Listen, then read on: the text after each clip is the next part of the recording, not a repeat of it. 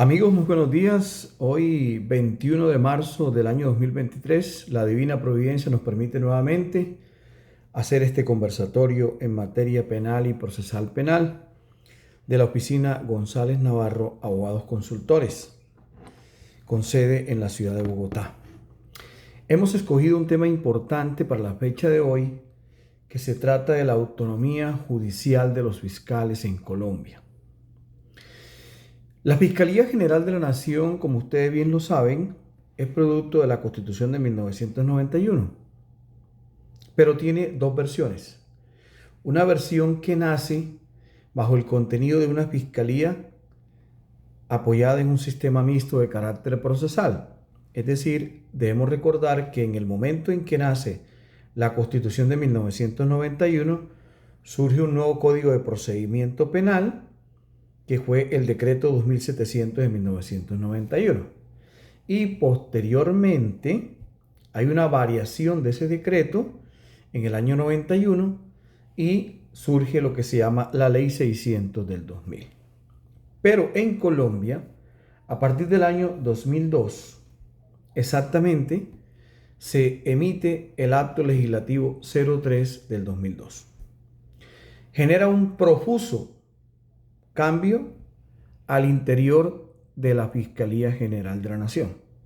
Y se destaca de eso lo siguiente. En primer lugar, cambian el esquema de investigación y acusación en Colombia bajo el entendido que quien ahora hace esa investigación son los señores fiscales delegados del Fiscal General de la Nación en los casos que la ley establece una competencia específica. En segundo lugar, se restringen esas funciones que tenía el fiscal en la Ley 600, donde el fiscal era juez y parte. Por eso se le llamaba un sujeto procesal. Entonces allí viene algo importante y es cuáles son las funciones jurisdiccionales que tiene la Fiscalía a partir del acto legislativo 03 del 2002. Se puede decir que están reducidas a 3 o 4 funciones. Una primera, que nace con el acto legislativo 03 del 2002 en el artículo 250, si no estoy mal, el numeral noveno, la opción que la Fiscalía pudiera emitir órdenes de captura.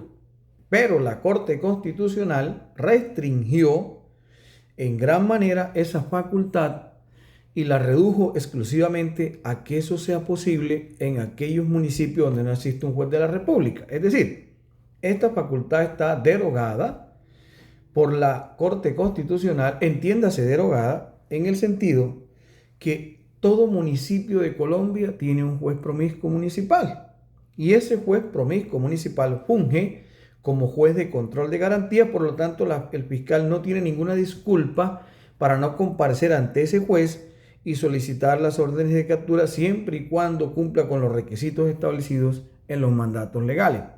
Por lo tanto, esa facultad de la Fiscalía está absolutamente restringida. Por eso digo que hay una derogatoria casi tácita, porque si la justificación es que eso solo lo puede hacer la Fiscalía cuando no existe un juez en Colombia, todos los municipios en un 99% tienen un juez de control de garantía en cabeza de los jueces promiscuos municipales, y si no, se acude a la figura del juez ambulante que ya existe en nuestra legislación.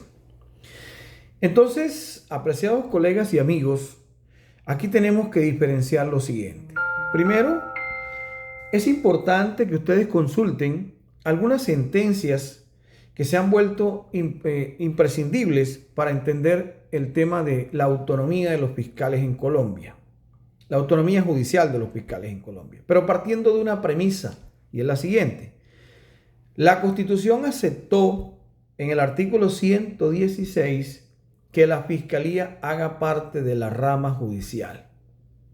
Eso, en principio, se ve conveniente.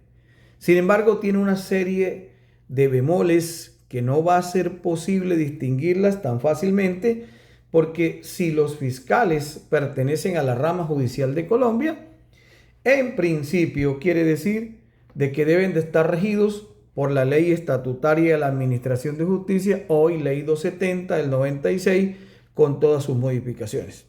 Entonces, si esa es la premisa básica, ¿para qué se necesitaba que la Fiscalía tuviera lo que se llama un estatuto orgánico? Porque desde la propia Constitución se dice, mire, la Fiscalía de Colombia pertenece a la rama judicial, pero la rama judicial en Colombia está disciplinada por una ley estatutaria, que es la Ley 270 de 1996, y no cualquier ley, una ley estatutaria. Pero a su vez, la Fiscalía tiene lo que se llama los estatutos orgánicos. Por ejemplo, podemos recordar el decreto 2699 de 1991, primer estatuto orgánico. Posteriormente el decreto 261 del 2000 y hasta hoy tenemos el famoso decreto ley 16 del año 2014. Entonces, un fiscal al fin, ¿qué lo rige? La ley estatutaria de la justicia, porque la Constitución dice que pertenece a la rama judicial, o el estatuto orgánico de la entidad a la cual está adscrito.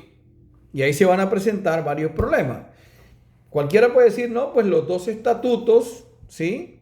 Sin embargo, prima la ley estatutaria porque la ley estatutaria tiene una primacía frente al estatuto orgánico de la Fiscalía en orden constitucional. Pero digamos que no entremos en esas disquisiciones, sino que miremos en qué circunstancias, por ejemplo, va a haber serias dificultades. Recuerden que la ley estatutaria contempla que ningún superior jerárquico puede insinuarle, sugerirle, imponerle a ningún juez en Colombia las decisiones que va a tomar. Pero el artículo 116 me dice que los fiscales pertenecen a la rama judicial. ¿Y por qué ese artículo no los cobija a ellos? Significaría entonces que el famoso principio de jerarquía no podría entrar a aplicarse en sede de la ley estatutaria porque la norma estatutaria, ley 270, es clara en decir ningún superior jerárquico. Llámese coordinador, director, vicefiscal o el mismo fiscal general de la Nación. No podrían en ningún momento sugerirle a un fiscal cómo puede pedir, a título de ejemplo, una medida de aseguramiento o qué tipo de medida de aseguramiento puede pedir. O, por ejemplo, a quién se le puede imputar y a quién no, o qué delito se puede imputar. Pero cuando surge el estatuto orgánico, y ese estatuto orgánico trae unas circunstancias que ya cambian el esquema, se habla entonces precisamente en el artículo 251, numeral tercero, de lo que se llama la unidad de gestión y jerarquía al interior de la Fiscalía. Y que el fiscal trazará cómo será esa unidad de gestión y bajo qué condiciones actuarán los fiscales. Entonces, por eso sí es importante recordar la sentencia C-1260 del 2005, la sentencia C-873 del 2003, la sentencia C-1092 del 2003 y actualmente la sentencia C-232 del 2016. Y en esta sentencia última, 232 del 2016, es donde por primera vez la Corte Constitucional distingue lo que son las funciones jurisdiccionales de las funciones no jurisdiccionales de la Fiscalía General de la Nación. Por eso yo los invito a que hagan una lectura muy pausada, explícitamente a partir del literal D, cuando en la sentencia C-232 del 2016, la Corte habla de las funciones jurisdiccionales de la Fiscalía General de la Nación y el principio de independencia y autonomía judicial.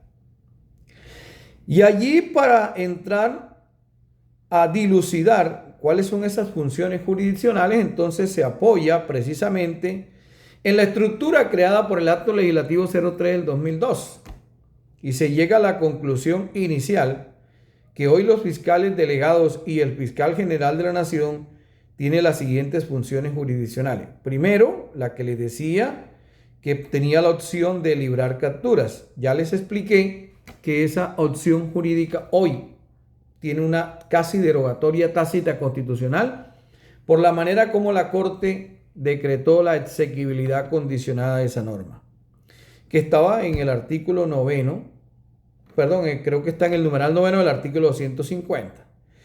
Pero a su vez, también entonces se habla de que la Fiscalía tiene la opción de ordenar allanamientos y registros.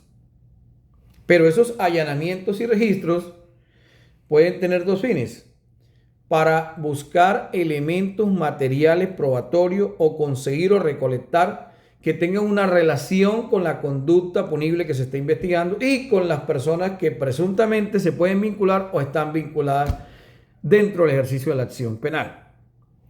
También tiene otra función jurisdiccional que tiene que ver precisamente con ordenar interceptaciones de comunicación que tengan de igual manera el objetivo de buscar elementos materiales probatorios con las conductas punibles que se estén investigando y las personas que posiblemente están vinculadas o pueden ser vinculadas.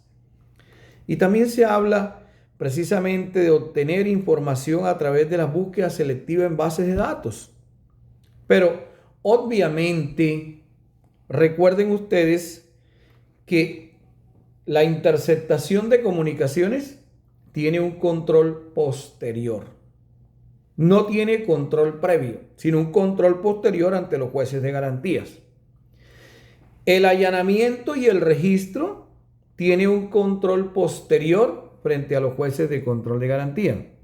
La búsqueda selectiva en base de datos tiene un control previo y un control posterior. Este control previo fue creado por la Corte Constitucional cuando hizo el estudio de exequibilidad de esa norma.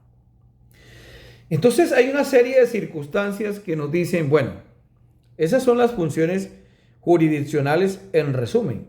Es decir, allí se cumple el mandato de que se le restringieron esas facultades jurisdiccionales amplias que tenía el fiscal de Ley 600. Pero nos preguntamos, ¿y qué pasa cuando los fiscales ejercen esas actividades que cumplen una función jurisdiccional y por tanto actúan como verdaderos jueces? Porque cuando se ordena un allanamiento y un registro, se está actuando como juez. Así me digan que es una función jurisdiccional de la Fiscalía. La única diferencia es que aquí el resultado de ese ejercicio investigativo se debe llevar ante el juez de control de garantía para que haga un análisis tanto en lo formal como en lo material e impruebe o no apruebe o apruebe ese acto de investigación. Y entonces, ¿dónde queda el artículo 228 y 230 de la Carta que consagran la independencia y autonomía de los jueces? En esas facultades podemos decir que entonces los fiscales están sometidos a la disciplina del 228 y el 230, bajo el criterio que son funciones jurisdiccionales. Y entonces podríamos decir que allí se aplica lo que la Corte indica en la C-232 del 2016, y es que no pueden ser sometidos estas funciones jurisdiccionales al capricho o a la sugerencia o al imperio del superior jerárquico, sino que en esas facultades jurisdiccionales el fiscal goza de autonomía e independencia bajo los criterios del 228 y el 230 de la Constitución Nacional. Pero esta misma sentencia C-232 del 2016 nos distingue también de lo que son las funciones no jurisdiccionales, escúchese bien, no jurisdiccionales de la Fiscalía General de la Nación. Y en esas funciones no jurisdiccionales, entonces, por primera vez, o más bien queda normativizado en el Decreto Ley 16 de 2014, que es el Estatuto Orgánico actual de la Fiscalía, lo que se denomina los comités técnicos para casos priorizados o aquellos asuntos que se consideren de relevancia al interior de la entidad en materia de investigación criminal. Y respecto a esas funciones no jurisdiccionales de la Fiscalía, entonces los principios de la función jurisdiccional resultan inaplicables. Es decir, aquellos principios del 228 y el 230, de acuerdo a la sentencia C-232 del 2016, no se aplicarían, porque se trataría de funciones no jurisdiccionales. Pero mis queridos amigos y colegas, en la práctica eso no es cierto. ¿Por qué? Porque cuando un fiscal de Colombia, delegado, solicita una medida de aseguramiento para que un juez de la República aplique esa medida de aseguramiento, por ejemplo, privativa de la libertad, ese fiscal está haciendo uso del artículo 28 de la Constitución Nacional, que precisamente conserva el principio de reserva judicial constitucional. Entonces, ¿cómo no decir o cómo tratar de decir que cuando el fiscal hace ese ejercicio no está actuando dentro de una función jurisdiccional si está haciendo uso nada más y nada menos que el artículo 28 de la Carta Política, que trata la libertad? Y está buscando que esa libertad se restrinja dentro de los conceptos que trae la Ley 906 del 2004 a partir de su artículo 295, 296, 306, 307, 308 y sucesivamente. Por lo tanto, decir que una petición de medida de aseguramiento no es una función jurisdiccional del fiscal no encuentra eco en la Constitución Nacional. Entonces, allí hay serios problemas, porque se va a hacer un comité al interior de una entidad llamada Fiscalía para decirle al fiscal o para pedirle al fiscal que le explique al comité qué tipo de medida va a pedir, bajo el criterio de que la C232 del 2016 dice lo siguiente. Miren ustedes que aquí es donde se presenta un problema de hondo calado constitucional y convencional. Dice la sentencia, voy a permitirme leer el punto 25, que dice: con base en los precedentes jurisprudenciales referidos, se establece que a pesar de ser aplicables a la misma entidad el ámbito de aplicación de los principios de autonomía e independencia judicial y de jerarquía y unidad de gestión es distinto, por lo que no existe real contradicción entre ellos. Así, a título meramente ejemplificativo, no es taxativo, solamente enunciativo, las funciones no jurisdiccionales de la Fiscalía General de la Nación, que se rigen por los principios de unidad, gestión y jerarquía, son todas aquellas, escúchese bien, son todas aquellas que consisten en solicitar decisiones a un juez penal y aquellas en las que no hay reserva judicial. Pero escúchese bien esto: solicitar al juez de control de garantías las medidas necesarias para asegurar la comparecencia de los imputados, la conservación de la prueba y la protección a la comunidad. Esto es de acuerdo al artículo 250, numeral primero. Lo que me llama la atención y que no lo comparto es que la Corte Constitucional diga que funciones no jurisdiccionales son todas aquellas que consisten en solicitar decisiones a un juez y que no hay reserva judicial. No es posible aceptar ese criterio cuando se trata de peticiones de medida de aseguramiento privativas o no de la libertad. ¿Por qué? Pero en particular las privativas de la libertad, o sea, la que llamamos detención preventiva o prisión preventiva, sea intramural o sea en sitio de residencia. ¿Por qué? Porque la base constitucional de esa petición es el artículo 28 de la Constitución, y ese artículo tiene reserva judicial y tiene reserva legal. Por eso está definido taxativamente en qué casos es posible solicitar esa medida intramural.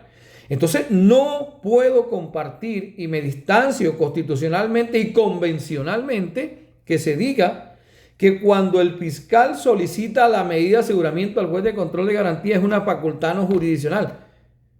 No, es una facultad jurisdiccional porque tiene eco en el artículo 28 de la Carta y tiene total aceptación en el artículo 85, de la Constitución Nacional, que habla de los derechos fundamentales de aplicación inmediata, y van a encontrar el 28 y van a encontrar el 29. El 28 libertad y el 29 el ejercicio de las garantías del debido proceso.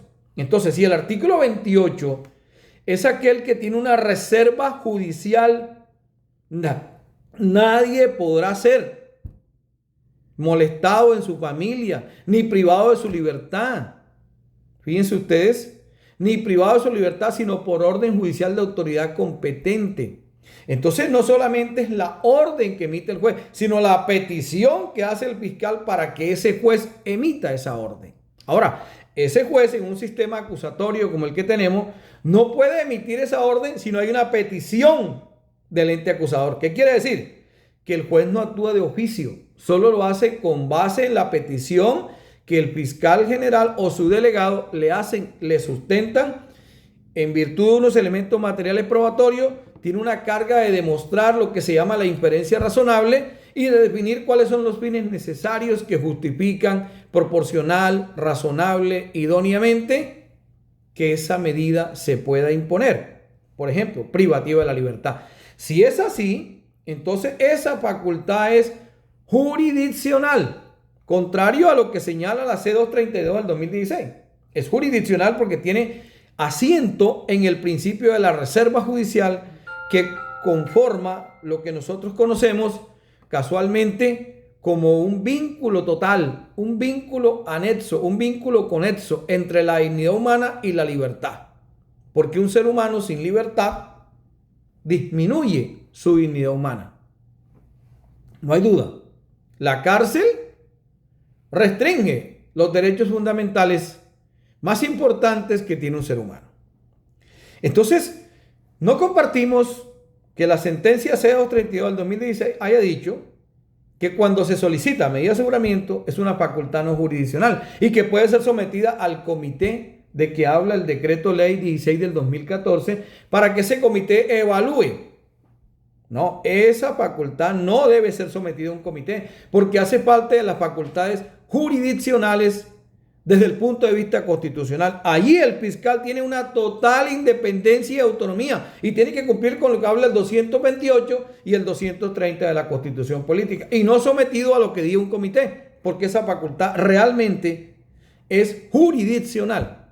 Por eso me distancio del concepto constitucional de la C-232 del 2016 que la considera facultad no jurisdiccional. Y las facultades no jurisdiccionales, de acuerdo a esta sentencia, pueden ser analizadas en un comité.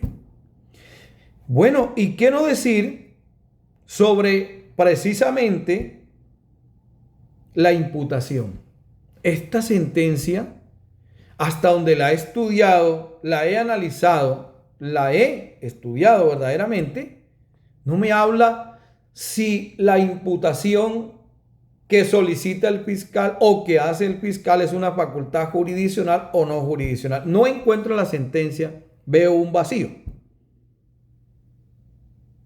Y entonces, allí, ¿cómo podemos decir que la imputación es una facultad jurisdiccional o no jurisdiccional? Si la imputación es un acto de parte, no de mera comunicación como ha hecho Carrera y que por eso entonces se ha restringido que tenga control material, sino que es un acto de parte. ¿Dónde tiene origen la imputación? Constitucionalmente hablando, remitámonos al artículo 29. Cuando el artículo 29 dice el acto que se imputa. Si tiene asiento en el artículo 29, cuando la norma indica en ese artículo constitucional, nadie podrá hacer sino por el acto que se imputa. Entonces hace parte también de un derecho fundamental como es el debido proceso de aplicación inmediata por vía del artículo 85 de la Carta. En efecto, entonces, cuando el fiscal lleva ante un juez a un ciudadano para hacerle una imputación, está ejerciendo un acto de orden constitucional. Y ese acto de orden constitucional implica la opción y la posibilidad de restringir derechos fundamentales. ¿Por qué? Porque precisamente un fiscal no puede solicitar una medida de aseguramiento si no ha hecho una imputación. Es un requisito sine qua non indispensable que no se puede obviar de ninguna manera. Entonces, el acto de formulación de imputación también hace parte de una facultad jurisdiccional. ¿De dónde la deducimos? De lo que dice el artículo 29, lo pueden leer, que dice el acto que se imputa. Nadie podrá ser investigado sino por el acto que se imputa, conforme a las reglas de un debido proceso. Entonces también concluimos que esa facultad de llevar a una persona ante un juez de control de garantía y hacerle una imputación sobre lo que la ley llama hechos jurídicamente relevantes desde el punto de vista del artículo 287, numeral segundo, y desde el punto de vista del artículo 337, numeral segundo, es una facultad jurisdiccional de los señores fiscales. Con base en el artículo 29, no olviden, la expresión acto que se imputa. No puede ser otro, porque es que la facultad de imputación no solamente es la manera de vincular a la persona al ejercicio de la investigación penal, sino que también esa imputación tiene unas consecuencias de orden legal. Por ejemplo, una persona imputada, de acuerdo a los parámetros de ley, puede ser objeto de una medida de aseguramiento, privativo no de la libertad. Segundo, una restricción sobre los bienes, prohibición de vender bienes sujetos a registro, artículo 97. De igual manera, la aplicación de medidas cautelares reales. Entonces, esas consecuencias que trae el acto de imputación, precisamente son aquellas que hacen que esa facultad que tiene el fiscal delegado o el fiscal general es una facultad jurisdiccional, no como se dice en la C232 del 2016, que por cierto no habla de qué pasa con la imputación. Entonces, queridos amigos, este tema indiscutiblemente de las facultades jurisdiccionales y no jurisdiccionales de los fiscales me llama la atención porque miren que si ustedes leen la sentencia, aquí la tengo, respecto de las solicitudes al juez, facultad no jurisdiccional, solicitar medida de aseguramiento, facultad no jurisdiccional, solicitar control de garantía para asegurar los elementos materiales probatorios en los que haya afectación de los derechos fundamentales. Facultad no jurisdiccional, solicitar al juez de conocimiento la preclusión de las investigaciones. Facultad no jurisdiccional, solicitar al juez de conocimiento de las medidas judiciales necesarias para la asistencia de la víctima, el restablecimiento del derecho y la reparación. Respecto a decisiones en las que no hay reserva judicial, presentar el escrito de acusación. Eso llama poderosamente la atención. ¿Cómo así? Que la presentación del escrito de acusación no es una facultad jurisdiccional de los fiscales. La sentencia dice que no lo es. Nosotros consideramos que sí es una facultad jurisdiccional de los fiscales. ¿Por qué? Porque es que el escrito de acusación tiene un marco fáctico y un marco jurídico.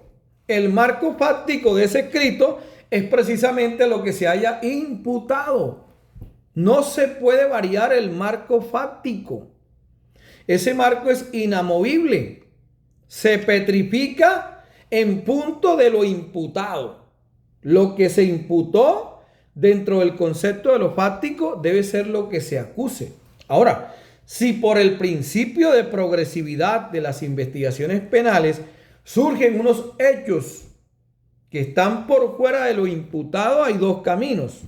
Antes de acusar, debe de adicionarse esa imputación para dar la posibilidad de defensa y de contradicción, por supuesto. Pero antes de acusar. Porque una vez se acuse, la acusación tiene que tener una congruencia fáctica. Entonces, si la imputación nace del artículo 29 de la Carta, ¿cómo vamos a decir que la acusación no es una facultad jurisdiccional cuando esa acusación desde el punto de vista fáctico tiene que tener una congruencia? No estimo acertado ese criterio constitucional en señalar que la acusación o presentar el escrito de acusación para darle inicio al juicio penal no sea una facultad jurisdiccional. Por supuesto que estos son temas álgidos porque son de orden constitucional y mucho más si lo miramos desde el punto de vista de la Convención Americana de Derechos Humanos. En la Convención Americana de Derechos Humanos no nos hablan de imputación, nos hablan de acusación. Y la acusación es precisamente un pedestal convencional. La persona tiene derecho a ser acusada en un término razonable ante un juez competente con las facultades establecidas al interior de los códigos de cada país. Entonces, con mucha más fuerza constitucional y convencional, encontramos que tanto la imputación como la acusación son facultades jurisdiccionales de los fiscales, contrario a lo que señala la sentencia, que por supuesto la respetamos, la compartimos en parte, pero nos distanciamos desde el punto de vista académico de lo que se ha establecido como facultades no jurisdiccionales y jurisdiccionales en lo que tiene que ver con las medidas de aseguramiento, la imputación y la acusación. Queridos amigos, verdaderamente cada vez que estudiamos estas temáticas para compartir con ustedes nos convencemos que no sabemos todavía hacia dónde va el futuro del sistema penal acusatorio. ¿Por qué? Porque a nivel de jurisprudencia se hacen muchas variaciones que en un momento determinado nos dejan en fuera de lugar con lo que fue la naturaleza por la cual se creó el sistema. Fíjense ustedes que en un punto determinado un fiscal queda en la mitad de una institución. ¿Qué le dice un comité técnico? Y la norma dice, bueno, el decreto ley 16 del 2014 dice que si el comité no comparte la posición del fiscal por mayoría, tiene el fiscal que hacer lo que el comité diga. Aunque la misma norma y la sentencia C232 del 2016 dice que el fiscal se puede apartar del concepto del comité. Ojo, estoy hablando dentro de aquellas facultades que se consideran no jurisdiccionales, que es donde se permite que se realicen comités técnicos. Así se denomina en el decreto ley 16 del 2014. Pero ¿qué pasa entonces cuando ese fiscal, obedeciendo a ese comité técnico, en un momento determinado es víctima de una compulsación de copias por un juez de la República, que no comparta lo que el comité técnico estima?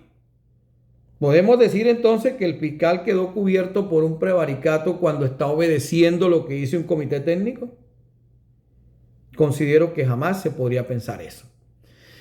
Pero bueno, estos temas nos unen a través de este medio, que es el canal de YouTube de la Oficina González Navarro, Abogados Consultores, al cual pues por supuesto los invito a que se suscriban para que sigamos teniendo la posibilidad de compartir con ustedes estas charlas. En el día de hoy dejamos abierta la puerta para que la discusión siga en lo que tiene que ver con el principio de unidad de gestión y jerarquía, de la mano de la Constitución Nacional de Colombia y de la Convención Americana de Derechos Humanos en las facultades jurisdiccionales y no jurisdiccionales de los señores fiscales. Claro que hoy son pocos los minutos que puedo dedicarle a esto. Tiene mucha tela que cortar. Hay muchas cosas que se quedan por fuera del conversatorio. Pero lo importante es que podemos hacer una segunda parte de este asunto. Por ahora les deseo bendiciones. Que el Dios de los cielos los cubra día a día en la labor, especialmente a mis queridos colegas penalistas. Muchas gracias. Muy buenos días.